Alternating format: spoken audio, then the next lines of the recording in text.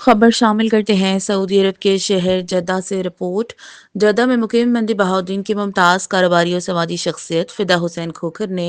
उम्रे की सआदत के लिए आए हुए करीबी अजीज़ महमूद खोखर, फैसल शहजाद खोखर, आतिफ रजा खोखर के एजाज़ में पुरतकल्लुफ़ इशाइये का अहतमाम किया, जिसमें साबिका मुशीर बराए वज़ीर आला पंजाब चौधरी अजहर वड़ाइच बतौर एजाज़ी मेहमान शरीक हुए।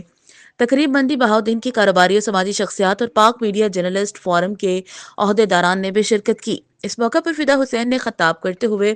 उम्रे की सआदत के आए हुए मेहमानों को जद्दा आमद पर वेलकम करते हुए नासिर महमूद खोखर, फैसल शहजाद खोखर, आतिफ रजा खोखर को उम्रे की मुबारकबाद और दयार गैर में ओवरसीज फोरम के मुतालिक आगाह किया।